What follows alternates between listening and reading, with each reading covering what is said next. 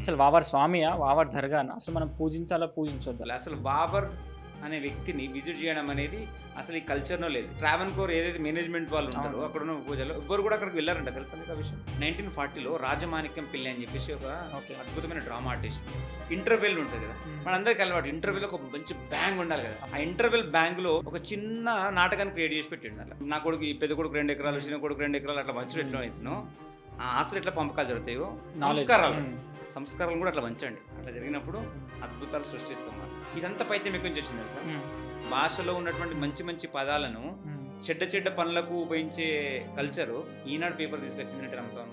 ఇవన్నీ మాకు తెలియదు కదా, మరి అందరు వాడుతున్నారు కాబట్టి మేము వాడుతున్నాము. జనరల్గా మాకు ఎవరు చెప్పాలి ఇవన్నీ అని చెప్పేసి వాళ్ళు అంటుంటారు. భగవద్గీత వాళ్ళ ఇంట్లో బైబుల్ ఉంటుంది, వాళ్ళ ఇంట్లో ఖురాన్ ఉంటుంది, మన ఇంట్లో భగవద్గీత లేదు ఉంటుంది. మన ఇంట్లో కూడా భగవద్గీత ఉంటుంది. ఆ పూజ రూమ్ ఉంటుంది, దానికి పూజ బొట్టు పెట్టి ఉంటుంది అంతే. అందరి దగ్గర ఉంది దానికి పైత్యం. అంటే ప్రతి ఊరిలో ప్రతి ఇంట్లో ఉంది పైత్యం. అది పోవాలి ఫస్ట్. నమస్తే అందరికీ, జై Shri Ram. Welcome to Trikal voice. ఈరోజు మనం ఒక ఇంట్రెస్టింగ్ టాపిక్ మాట్లాడబోతున్నాం. ఈరోజు మనతో ఉన్నవారు ఉపేందర్ గారు. యాలల. నమస్కారం అన్న. నమస్కారం, జై శ్రీరామ్. ప్రతి సంవత్సరం మాట్లాడే టాపికే, కానీ సార్ కొంచెం డిఫరెంట్గా కొంచెం ఎక్కువ టాపిక్స్ రేజ్ అవుతున్నాయి కాబట్టి ఒకసారి మళ్ళీ మనం వావర్ అనే ఉంది కదా, వావర్ దర్గా అంటాం. కొంతమంది వావర్ స్వామి అంటున్నారు. అసలు వావర్ స్వామియా? వావర్ దర్గానా? అసలు మనం పూజించాలా? పూజించొద్దా? దీనిపైన మీరు ఏం చెప్తారు? దీనిపైన నేను చెప్పడం అంటే, ఈ మధ్యనే రీసెంట్గా ఈ టాపిక్ హాట్గా నీకు తెలుసు నడుస్తుంది. రామ్ చరణ్ వల్ల మిస్టర్ రామ్ చరణ్ గారు ఇక్కడ కడపలో ఉన్న దర్గా విజిట్ చేశాడు కదా. ఒక ఇంట్రెస్టింగ్ విషయం ఏంటంటే, సో మనోడు విజిట్ చేసిండు, అయ్యప్ప స్వామి మాలలో విజిట్ చేసిండు. అయితే ఇక్కడ విషయం ఏంటంటే, రామ్ చరణ్ అనే పర్సన్ గురించి కాదు మనం మాట్లాడాల్సింది. వీళ్ళు ఈ సెలబ్రిటీస్ ఒక విషయం గుర్తుంచుకోవాలి ఏంటంటే, ఇప్పుడు ఆయన అక్కడ విజిట్ చేసిండు కదా, యాజ్ ఎ రామ్ చరణ్గా విజిట్ చేస్తే మనకి ఇబ్బంది ఏం లేదు, ఎందుకంటే ఆయన పర్సనల్ విషయం అది. కానీ మాలలో ఉన్న రామ్ చరణ్ విజిట్ చేసిండు కాబట్టి అది చాలా పెద్ద తప్పు. ఒక ఊర్లో ఒక చావు అయింది అనుకో, ఆ చావు అంటే ఆ శవాన్ని తీసే వరకు కూడా మాల ధారణ చేసిన వాళ్ళు ఆ ఊర్లోకి రారు. అవును, నేను కూడా మా ఊర్లో చాలా చూసావు కదా. అంటే అంత, కానీ మనోడు డైరెక్ట్ పోయి శవానికి మొక్కేసి శవానికి చెద్దర్లు కప్పేసి వస్తే యాక్సెప్ట్ చేయను. నువ్వు సెలబ్రిటీ కావచ్చు, సో నేను చూసి చాలా మంది నేర్చుకుంటారు కదా, నేర్చుకుని ఏమనుకుంటారు, ఇది కరెక్ట్ ఏమో అనుకుంటాడు. మాలకు కొన్ని నియమాలు ఉంటాయి కదా, ఆ నియమాలు మనము ఉల్లంఘించడానికి లేదు. అంటే మన కంఫర్ట్ బట్టి నియమాలు మార్చవు కదా, ఆ నియమాలు ఖచ్చితంగా పాటించాలి. అయితే ఇంత పెద్ద ఏమంటారు వివాదం జరిగిన తర్వాత వాడు రామాయణ్ చెప్పిండు కాబట్టి పోయిండు. రామాయణ్ చెప్పినాడు వెళ్ళు నువ్వు, నీ ఇష్టం, కానీ మాలలు వెళ్ళొద్దు కదా. వాడిని తిరుపతి తీసుకొచ్చే ధైర్యం నీకుందా అనేది విషయం పక్కన పెడితే, వాడు వద్దులే, అసంటోడు కూడా మన తిరుపతి రావడం అవసరం లేదు, మన శాంక్టిటీ మొత్తం దెబ్బతింటుంది.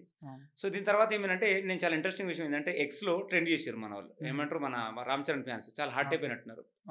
మీరు అంతా మాట్లాడుతున్నారు, మీరు వావర్ అంటే అట్లాంటి మరి ప్రతిసారి శబరిమల వెళ్ళేటప్పుడు వామర్ సమాధిని దర్శించుకొని తర్వాత ఎక్కడికి వెళ్తారు, శబరిమల అయ్యప్ప స్వామిని దర్శించుకోవడానికి పోతారు కదా, మరి అక్కడ కూడా దర్శించుకుంటారు, మరి దాని గురించి మాట్లాడతలేరు అన్నారు. నిజంగా థ్యాంక్స్ టు దెమ్, నిజంగా thanks to Ram Charan fans. వాళ్ళు ఈ వివాదాన్ని అంటే ఇదైతే ఈ విషయాన్ని లావట్టారో చాలా అద్భుతమైనటువంటి విషయం. ఇక్కడ మనకు ఒక చిన్న విషయం క్లారిటీ తెచ్చుకోవాలి. ప్రతి స్వామీజీ గుర్తుంచుకోవాలి, ప్రతి అయ్యప్ప స్వామి ఎవరైతే మాల వేసుకున్నారో వీళ్ళు గుర్తుంచుకోవాలి, అసలు బాబర్ అనే వ్యక్తిని విజిట్ చేయడం అనేది అసలు ఈ కల్చర్లో లేదు. మీకు తెలుసు ట్రావెన్కోర్ ఏదైతే మేనేజ్మెంట్ వాళ్ళు ఉంటారో అక్కడ ఉన్న పూజలు ఎవ్వరు కూడా అక్కడికి వెళ్ళారంట. తెలుసా మీకు ఆ విషయం? అసలు వాళ్ళు వెళ్ళరు, వాళ్ళు విజిట్ చేయరు, అసలు వాళ్ళు దాన్ని పట్టించుకోరు. సో ఈ బాబర్ సమాధిని విజిట్ చేసేటువంటి ట్రెడిషన్ అన్న పైత్యం, ట్రెడిషన్ కాదు పైత్యం. ఇది ఎక్కడి నుంచి వచ్చిందో చాలా ఇంట్రెస్టింగ్ వీడియో నేను చెప్తా, చూశాను నేను. అంటే వాళ్ళు ఎవరైతే నిజంగా అయ్యప్ప స్వామి భక్తులు కేరళలో ఉన్నారో వాళ్ళు చెప్పిన విషయం నేను చెప్తాను నేను. ఓకేనా, మన మీద స్టోరీ కుక్ చేసేది కాదు విషయం. 1940లో రాజమాణిక్యం పిల్లి అని చెప్పేసి ఒక అద్భుతమైన డ్రామా ఆర్టిస్ట్ ఉండే, ఆయనే విజిట్ చేసిండు, కేరళకు విజిట్ చేసిండు తన ట్రూప్ తీసుకొని. అయితే ఒక డివోటీ ఉన్నాడంటే, ఒక భక్తుడు, అయ్యప్ప స్వామి భక్తుడు చెప్పిండు, సార్ మీరు ఇన్ని నాటకాలు వేస్తారు కదా, మంచి మంచి పురాణ నాటకాలు వేస్తారు అన్నట్టు. ఎవరు ఈయనే.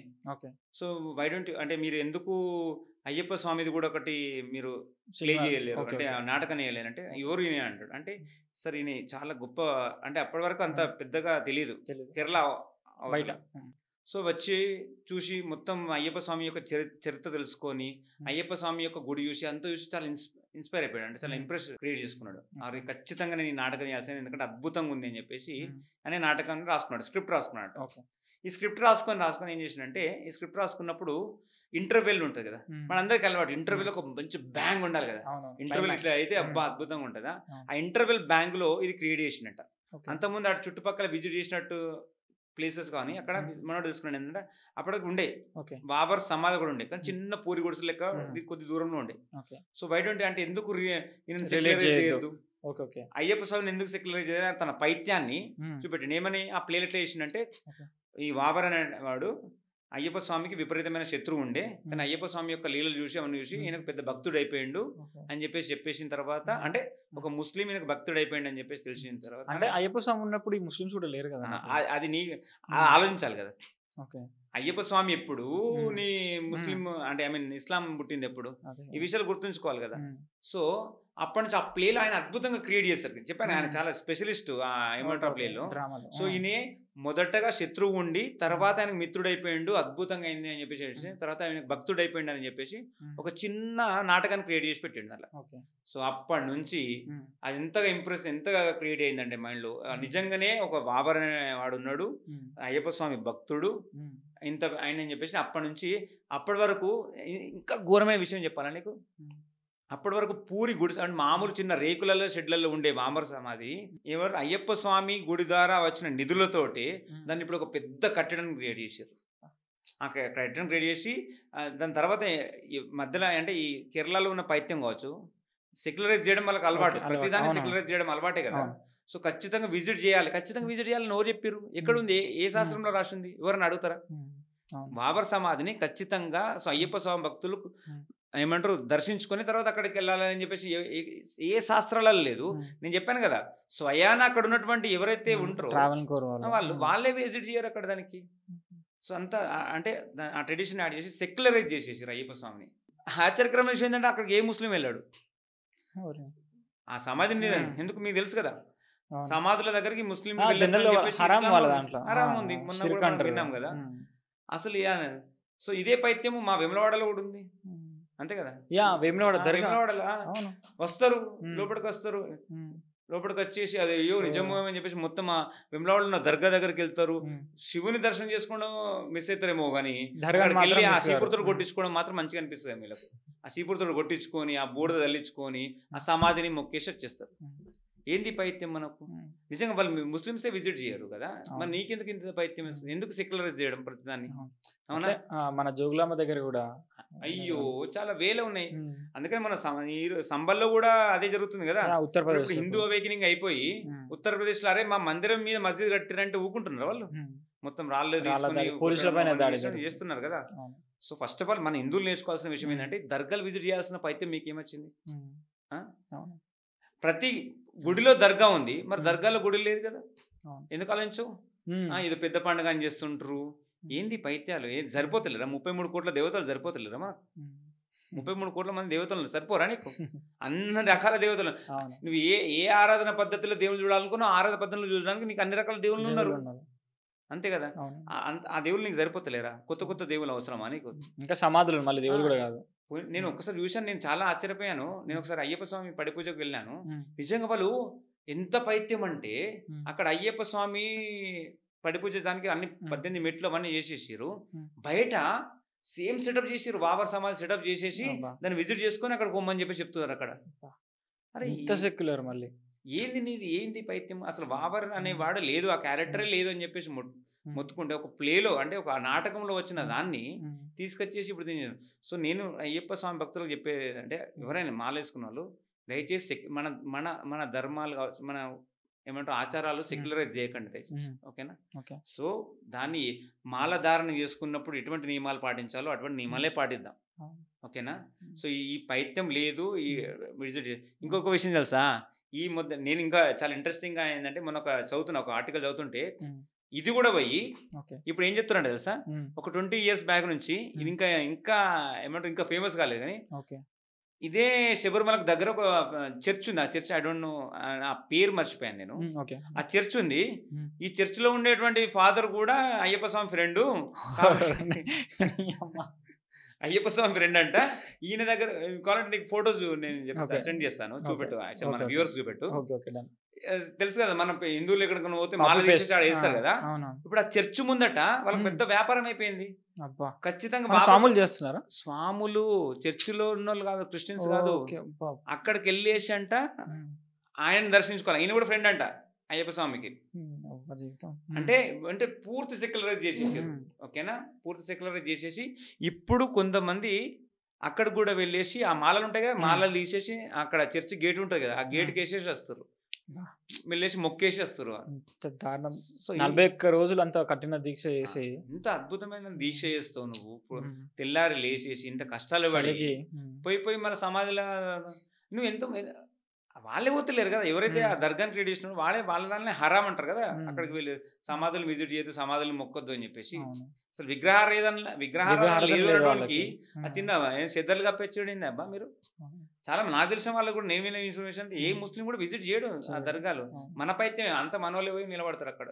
అంత మనల్ని ఆడుకోవాలి, మటన్ చికెన్ వండుకోవాలి, తినాలి, ఏంది పండుగ చేసుకోవాలి. పెద్ద పండుగ అంటారు మా దిక్కు. ఇంకా దాన్ని పెద్ద పండుగ అంట, ఏదో పెద్ద పండుగ, పెద్ద దేవుడు అని ఎందుకు ఏమేమో మాటలు మాట్లాడి అవన్నీ చేస్తారు. సో అందరి దగ్గర ఉందని పైత్యం అంటే ప్రతి ఊర్లో ప్రతి ఇంట్లో ఉంది పైత్యం, అది పోవాలి. దీన్ని మనం అంటే నేను ఇంకొక సైడ్ కూడా చెప్తా, మనం ఎప్పుడు నెగిటివ్ మాట్లాడద్దు, కానీ మంచి అవేర్నెస్ వస్తుంది ఈ విషయంలో. నేను కూడా చాలా మంది మన వీడియోస్ కూడా సర్క్యులేట్ అవుతున్నాయి కదా, చాలా మంది పెద్ద గురుస్వాములు. నిజంగా గురుస్వాముల దగ్గర ఈ సత్తా ఉంది. గురుస్వామి ఏదైతే చిన్న స్వామి ఉన్నాడు, కన్యాస్వామిని సెట్ చేసిన అనుకో, ఇది కాదురా మన కల్చర్ ఇది కాదని చెప్పేసి చేసింది అనుకో, సో కొనసాగుతూనే ఉంటుంది. ఒక 20-30 years లోపల ఈ పైత్యం బయటకు వెళ్ళిపోయే అవకాశం ఉంటుంది. కాబట్టి నా తరపు నుంచి రిక్వెస్ట్ ఏం చేస్తున్నా అంటే గురుస్వాముల్ని దయచేసి మీరు ఆ బాబర్ ఏదైతే ఉందో దాన్ని విజిట్ చేయొద్దని చెప్పండి. అది మన సంస్కృతిలో కానీ మన మాలధారణలో ఉన్నటువంటి ఆచారాల్లో భాగం లేదని చెప్పండి. సో వాటి నుంచి దూరంగా ఉంచి సెక్యులరైజ్ చేయకండి మన మతాలను. ఓకే, చాలా మస్తు చేసినాం, ఇన్ని సంవత్సరాలు అనుభవించినాం, ఇంకా బుద్ధి రావాలి కదా మనకు. చాలా మస్తు చేసి అలసిపోయినాం. ఓకేనా, సో కాబట్టి వీటిని పక్కన పెట్టేసాం.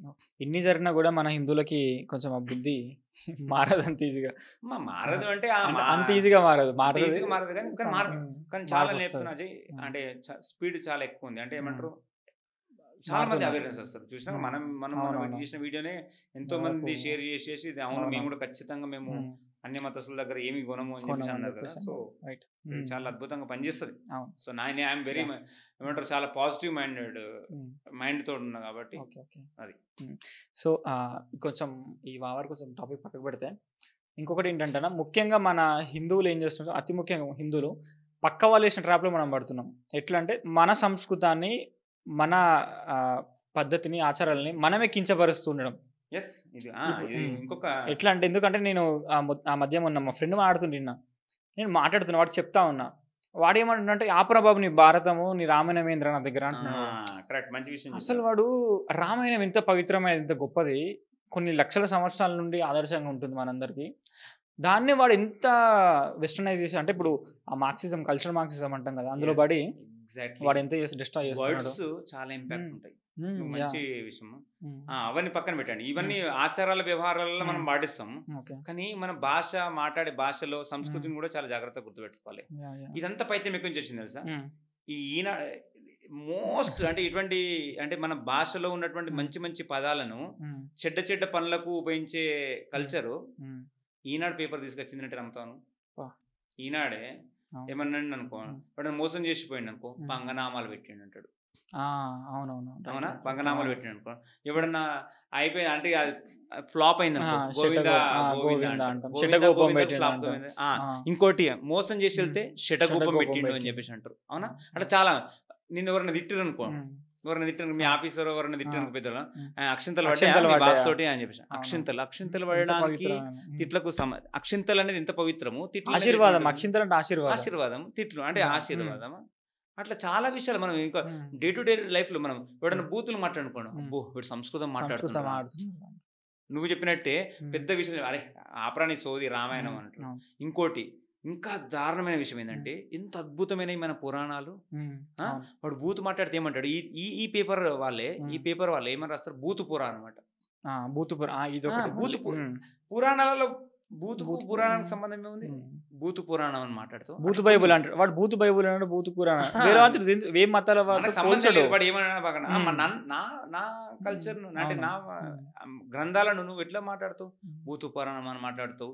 సో మనం కూడా చాలా జాగ్రత్తగా మాట్లాడాలి. అవును. అంటే మన హిందూ పదాలు ఏవైతే ఉంటాయో ఇంకోటి ఏంది, తీర్థం పుచ్చుకోవడం. ఆ. మందు తాగితే తీర్థం తీర్థం పుచ్చుకోవడమా? పుచ్చుకున్నట్ట. తీర్థం పుచ్చుకోవడం, మందు తాగడమా? పులిహోర కూడా పులిహోర. పులిహోర. ఈ ఇది మధ్యలో మరి ఈ యంగ్స్టర్స్ అంటే బాగా. అమ్మాయితో మాట్లాడితే పులిహోర కలుపుతుండు. అంటే పులిహోర ఏంది? ఇది చూడండి, ఇవన్నీ పదాలు కూడా మన సంస్కృతి దగ్గర. పులిహోర అనేది ఖచ్చితంగా ప్రసాదం. ప్రసాదం అవునా? చాలా ప్రీతి. అవునా? ప్రసాదం. తీర్థము ప్రసాదమే. షటగు అంటే గుళ్ళల్లో మనం ఏదైతే వాడుతున్నామో వాటిని అన్నిటిని కూడా ఒక చెడ్డదానికి అసోసియేట్ చేయడం అనేది ఇది ఒక కల్చర్. కమ్యూనిస్టుల యొక్క హ్యాండ్ ఎక్కువ ఉంది ఇలా. అఫ్కోర్స్ వాళ్ళు రాసిన బుక్లలో ఇవన్నీ రాసి చెప్పాను కదా. ఈనాడు ఈ రామోజీరావు చనిపోయిన రామోజీరావు కూడా ఒక పెద్ద కమ్యూనిస్టే. అందులో మనోడు రాసినటువంటి పదాలు ఇవన్నీ కదా. సో ఈ పదాలను మనం చాలా జాగ్రత్త అంటే వాడద్దు, వాటిని మనం దూరం చేయాలి. వచ్చే తరాల వాళ్ళకు ఈ అలవాటు చేయకుండా ఉంటే సరిపోతుంది కదా. అంతే. సో మనం మాట్లాడేటప్పుడు కూడా చాలా జాగ్రత్తగా మాట్లాడాలి. మన పదాలను, మన సంస్కృతిలో ఉన్నటువంటి ఆచారాలను ఈ పిచ్చి పిచ్చి పనులకు జోడించడం ఏంది? అసలు ఇది ఖండించాల్సిన విషయం. చాలా ఇంకా చాలా ఉన్నాయని ఇట్లాంటి పదాలు ప్లస్ 10 మంది చెప్తున్నా. నాటకాలు వేస్తూ కూడా అందులో కామెడీ, నాటకాలు, ఇన్స్టాగ్రామ్ రీల్స్ లో కామెడీ, ఇవన్నీ మనం ఈ పని నేర్చుకోవాలి. ఇప్పుడు ఎవడన్నా అంటే వెంబడి మనము దాన్ని అట్లా అనద్దురా అని చెప్పి మనకి విషయం చెప్పాలి. మనం మాట్లాడకుండా ఉండడం ఒకటి, ఒక మంచి పని.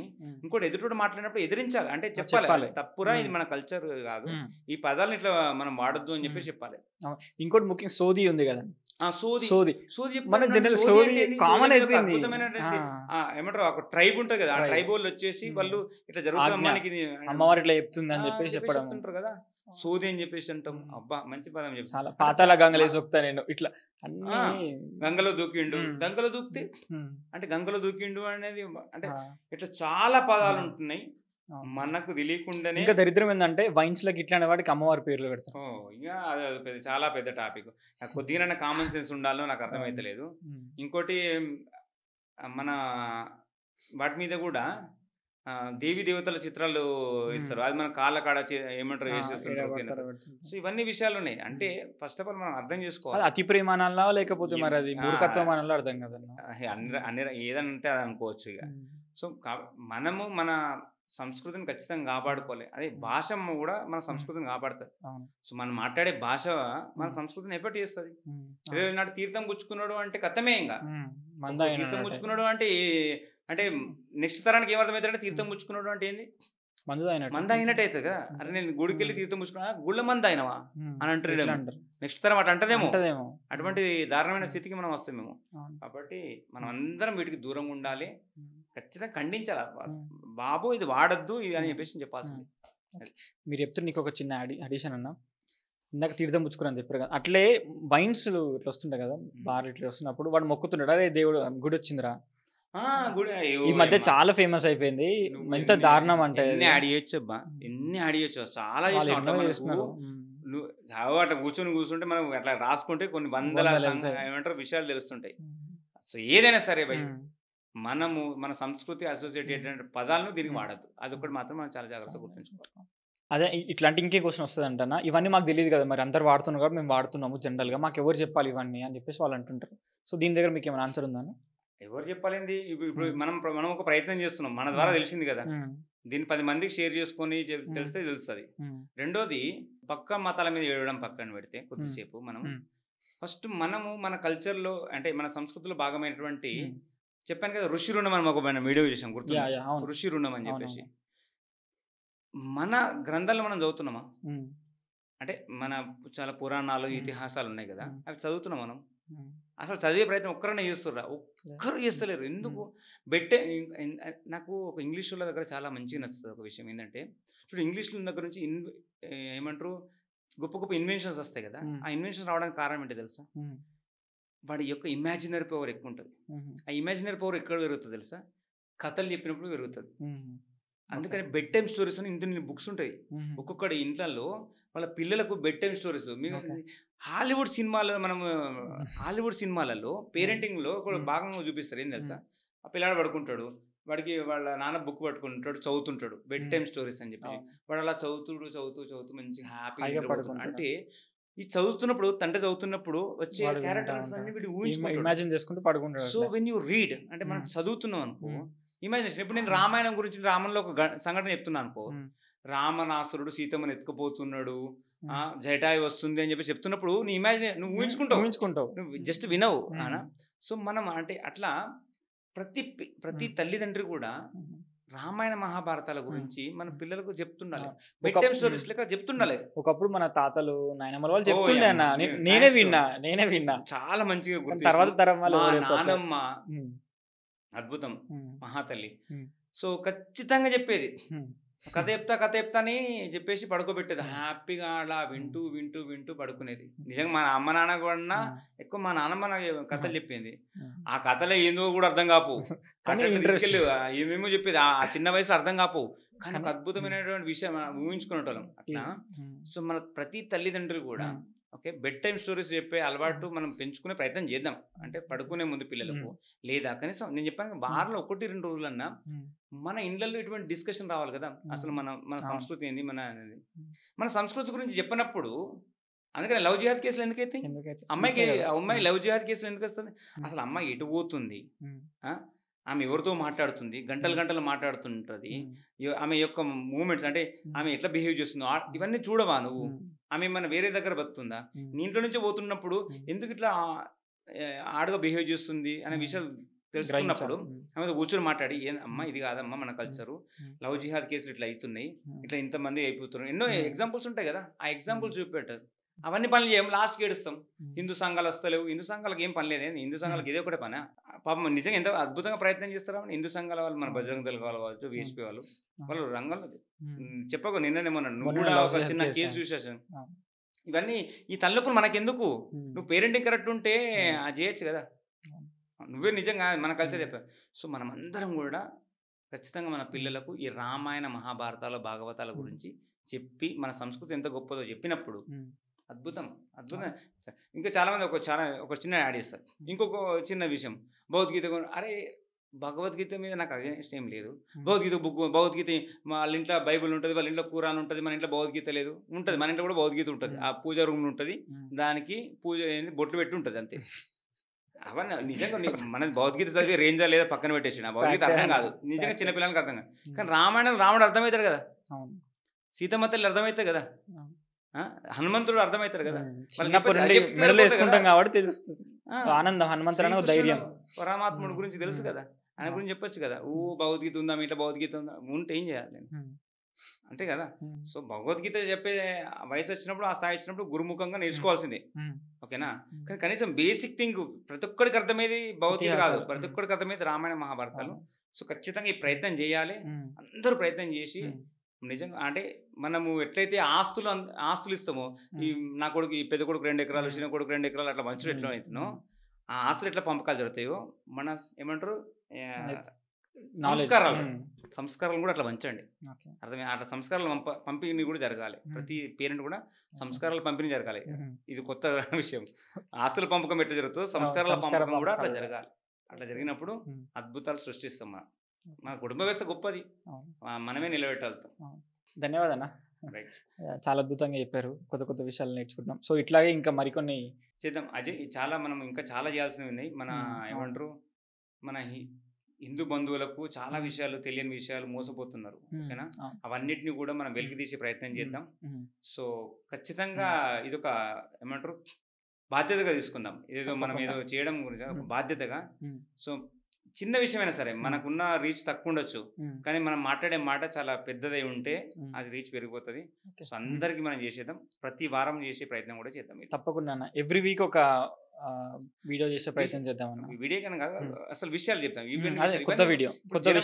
మాట్లాడే విషయాలు ఇది ఎవరు మాట్లాడుతారు, ఏదో పెద్ద మాట్లాడుతారు. పెద్ద విషయాలు అవసరం లేదు, చిన్నగా ఓకేనా. అక్కడ అట్లా అవుతుంది, ఇక్కడ ఇట్లా, అరే అక్కడ అవుతుంది, ఇట్లా అవుతున్న విషయాలు పక్కన పెట్టేసి ఇక్కడ ఏం జరుగుతుంది, మనం ఏం చేయగలుగుతామో చేసే పనులు చేద్దాం. ఓకే, ధన్యవాదాలు. జై శ్రీరామ్. జై శ్రీరామ్.